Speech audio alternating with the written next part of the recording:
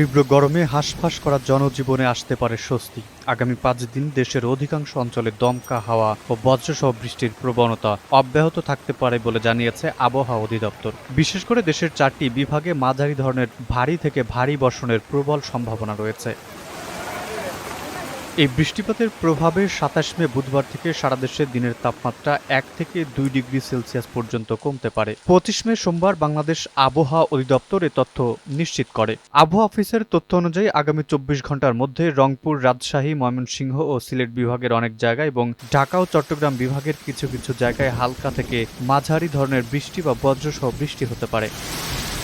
এর বাইরে খুলনা ও বরিশাল বিভাগের দু এক জায়গায় অস্থায়ীভাবে দমকা অথবা ঝোড়ো হাওয়া ও বিদ্যুৎ চমকানো সহ বৃষ্টির সম্ভাবনা রয়েছে। তবে এই সময় ঢাকা, টাঙ্গাইল, ফরিদপুর, মাদারীপুর, গোপালগঞ্জ, রাজশাহী, পাবনা, সিরাজগঞ্জ ও পটুয়াখালী জেলা সহ খুলনা বিভাগের ওপর দিয়ে চলমান মৃদু তাপপ্রবাহ অব্যাহত থাকতে পারে। ২৬ মে মঙ্গলবার সকাল ৯টা থেকে পরবর্তী ২৪ ঘন্টাতেও রংপুর, ময়মনসিংহ ও সিলেট বিভাগের অনেক জায়গায় এবং রাজশাহী, ঢাকা ও চট্টগ্রাম বিভাগের কিছু জায়গায় ঝোড়ো হাওয়া সহ বৃষ্টির পূর্বাভাস দেওয়া হয়েছে। এই সময় সারা দেশে দিনের তাপমাত্রা প্রায় অপরিবর্তিত থাকলেও রাতের তাপমাত্রা সামান্য কমতে পারে।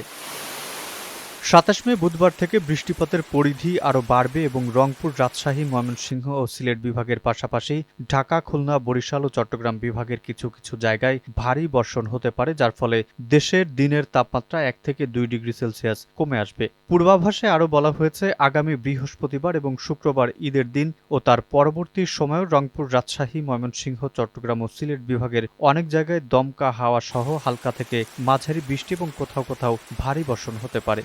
এর ফলে সপ্তাহের শেষ দিনগুলোতেও দেশের দিনের তাপমাত্রা ক্রমান্বয়ে কমতে থাকবে। আবহাওয়া অধিদপ্তরের বিশেষ নোট জানিয়েছে, এই নির্ধারিত ৫ দিন পার হওয়ার পরও সারা দেশে বৃষ্টিপাতের এই প্রবণতা আরও কিছুদিন অব্যাহত থাকতে পারে।